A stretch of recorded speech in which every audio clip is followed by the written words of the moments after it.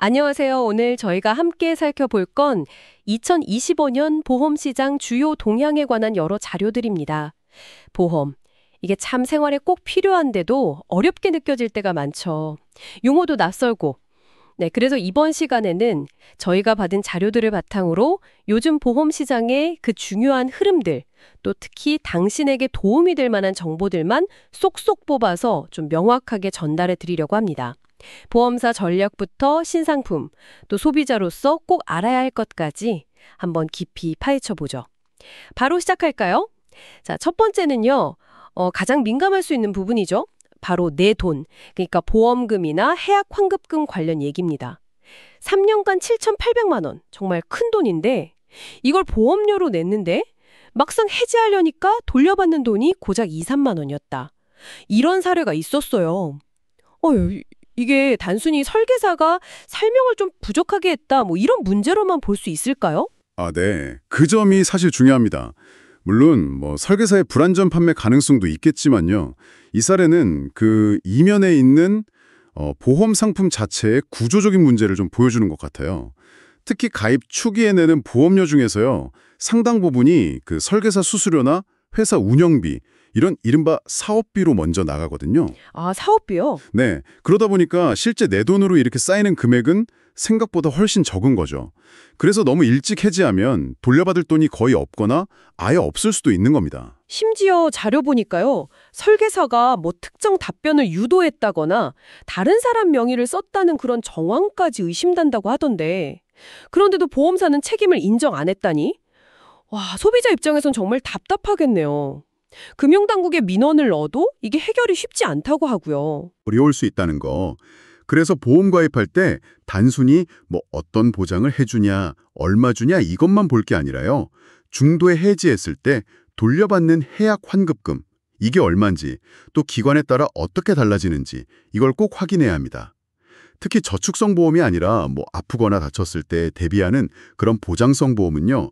초기 해약 환급금이 아주 적거나 없을 수 있다는 걸 미리 좀 알고 계셔야 해요. 아, 중간에 깨면 어떻게 되지? 이걸 꼭 생각해 봐야겠네요. 네, 꼭이요. 자, 다음은 삼성생명의 삼성 골든 종신보험 이야기입니다. 낸 보험료를 나중에 찾아 쓸 수 있다는 인출 기능, 이게 특징인데 언뜻 들으면 되게 좋아 보이거든요. 근데 여기도 좀 주의할 점이 있다고요. 네, 맞아요. 그 인출 기능 자체는 있는데 중요한 건 조건이랑 시점이에요. 이 상품 같은 경우엔 내가 낸 보험료 원금 전부를 인출할 수 있게 되려면 최소 22년이 걸립니다. 22년이요? 와. 네, 만약에 낸 돈의 140%? 그러니까 원금보다 더 많이 찾으려면요. 무려 48년이 필요해요. 생각보다 훨씬 길죠. 48년. 네. 그럼 그 전에 돈을 좀 뺏었으면 혹시 불이익 같은 건 없나요? 나중에 받을 사망보험금이 줄어든다거나 그런 거예요? 아, 정확히 보셨습니다. 중간에 돈을 빼면요. 그만큼 나중에 받을 사망보험금이 줄어들어요. 인출은 이제 계약자가 낸 보험료가 쌓인 적립금에다가 또 오래 유지하면 주는 보너스 같은 게 더해진 다음에 가능한데요. 인출할 수 있는 금액이랑 시점도 다 정해져 있고요. 그러니까 사망보장은 유지되는데 인출한 만큼 보장경우는 줄어드는 거죠. 네. 그래서 유동성 대비 기능이긴 한데 장기간 유지해야 하고 또 인출하면 보장액이 준다는 점. 이걸 충분히 이해하고 결정하셔야 합니다. 배달 라이더 분들께는 아주 반가운 소식이 있네요. 11월부터 고보장 시간제 보험이라는 게 나온다고요. 배달의 민족 운영사랑 KB손해보험이 같이 만든다고요. 네, 맞습니다. 기존에도 일한 시간만큼만 보험료 내는 시간제 보험은 있었는데요. 이번에 나오는 건 이름처럼 보장을 확 늘리고 보험료는 오히려 시간당 820원으로 기존의 절반 수준으로 낮춘 게 핵심입니다. 오, 보험료는 내리고 보장은 늘리고 구체적으로 얼마나 좋아지는 건가요? 라이더분들 아무래도 사고 나면 배상 문제나 또 본인 치료비 이게 제일 걱정일 텐데요. 그렇죠. 중요한 부분인데 다른 차나 물건에 피해 입혔을 때 물어준 한도, 대물배상이라고 하죠. 이게 기존 2천만 원에서 1억 원으로 확 늘어납니다. 5배네요. 그리고 라이더 본인이 다쳤을 때 자기 신체 사고 보장도 최대 5천만 원까지, 또 법률 비용 지원도 최대 3천만 원까지 가능해지고요. 훨씬 든든해지는 거죠. 와, 이건 정말 실질적인 도움이 되겠네요. 라이더분들 안전망이 훨씬 두터워지는 셈이군요. 네, 개인의 안전뿐 아니라 배달 산업 전체의 어떤 안전 문화에도 좀 긍정적인 영향을 줄 것 같습니다. 이런 특정 직업군 보험 말고도 요즘 보면 우리 일상생활이랑 관련된 되게 재미있는 보험들이 많아지는 것 같아요. 맞아요. 보험사들이 이제 고객하고 접점을 늘리려고 생활 밀착형 미니 보험이나 특정 상황 맞춤 보험들을 많이 내놓고 있어요. 예를 들면 대중교통 많이 타면 자동차 보험료 깎아주는 특약도 있고요. 감기 같은 가벼운 병부터 만성질환까지 보장 범위를 넓힌 건강보험도 나왔고요. 이름이 재미있는 보험도 있다던데요? 아, 네. 여성 생애주기에 맞춘 보험, 또 MBTI 유형별 추천 보험도 있고요. 심지어 부모님이나 손주 사고를 대비한다는 의미에서 불효자 보험, 이런 별명이 붙은 상품도 나왔어요. 롯데손보에서요. 하하, 불효자 보험이요? 네. 그 외에도 서핑이나 스키 같은 레저 활동 보험, 반려견 산책 중 사고 보험, 심지어 지하철 지연 보상 보험까지 정말 다양합니다. 와, 진짜 별게 다 있네요. 그럼 소비자 입장에선 선택지가 넓어져서 좋은 건가요? 그렇죠.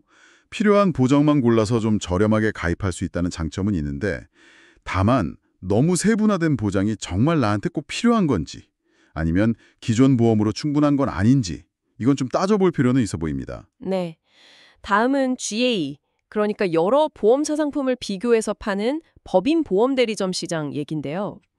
경쟁이 아주 뜨겁다고요. 특히 오랫동안 보장받는 장기인 보험 쪽에서요. 네, 맞아요. 지난 9월 기준으로 보면 손해보험사들의 GA 채널 장기인 보험 전체 파이는 크게 늘지 않았는데, 상위 6개 보험사끼리 점유율 뺏기 싸움이 아주 치열합니다. 서로 뺏고 뺏기는 그런 양상이에요. 그럼 GA에서는 주로 어떤 상품이 잘 팔리고 설계사들은 뭘 보고 상품을 추천하는 걸까요? 현재는 병력이 있어도 좀 가입하기 쉬운 간편심사 건강보험하고 여러 보장을 묶은 종합건강보험, 이 두 가지가 거의 60% 이상을 차지해요. 주력인 셈이죠. 설계사들이 상품을 고르는 데는 크게 두 가지 요인이 작용하는데요. 첫째는 항암 호르몬 치료비나 표적 항암 약물 허가 치료비 같은 최신 보장이 있느냐, 즉 상품 자체의 경쟁력이고요.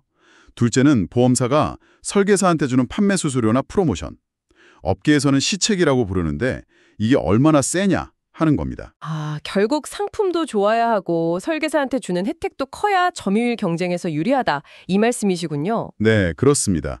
최신 보장을 빨리 넣고 공격적인 프로모션을 하는 회사가 유리한 구조죠. 이번에는 보험업계 전반에 좀 큰 변화들을 살펴보죠. 하나손해보험이 디지털 보험사인 캐롯손해보험을 흡수 합병했다고요? 이거 꽤 큰 뉴스 같은데요. 네, 그렇습니다. 이번 합병으로 하나손보는 연간 자동차 보험료 수입이 1조 원을 넘어서면서 자동차 보험 시장에서 이른바 빅5 안에 들게 됐습니다. 기존 강자들하고 이제 어깨를 나란히 하게 된 거죠. 캐롯손보가 잘했던 디지털 역량이나 탑만큼 내는 자동차 보험 같은 혁신 상품은 하나손보 안에서 아마 서버 브랜드 형태로 유지될 것 같아요. 그럼 하나손보 입장에선 장기적으로는 디지털 역량도 키우고 상품도 다양화할 수 있겠네요. 근데 혹시 단기적으로는 좀 부담은 없을까요? 물론 과제도 있죠. 캐롯손보가 그동안 쌓인 적자가 한 3,400억 원 정도 되고요. 또 새로운 건전성 기준 KICS라고 하죠. 이걸 맞춰야 하는 부담도 있습니다.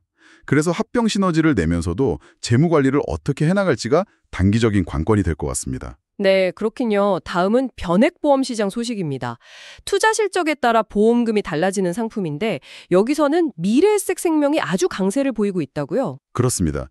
2025년 상반기 기준으로 미래에셋생명이 변액보험 신규 계약 보험료하고 누적 수익 보험료 모두 업계 1위를 차지했어요.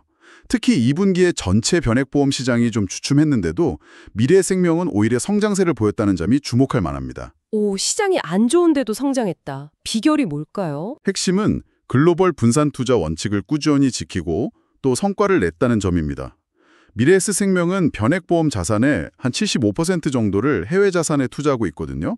대표 펀드인 글로벌 MVP 60펀드 같은 경우는 올해 9월 기준으로 누적 수익률이 103%가 넘어요. 이런 실질적인 성과가 고객 신뢰로 이어진 거죠. 수익률이 100%가 넘는다니 대단하네요. 네, 아까 GA 얘기 잠깐 했는데 인카금융 서비스라는 GA가 업계 최초로 코스닥에 상장했다는 소식도 있네요. 네, 맞습니다. GA 업계에서는 처음으로 코스닥 상장사가 되면서 위상이 많이 높아졌죠. 판매 전문회사도 상장 기업이 될 수 있다는 걸 보여준 사례고요.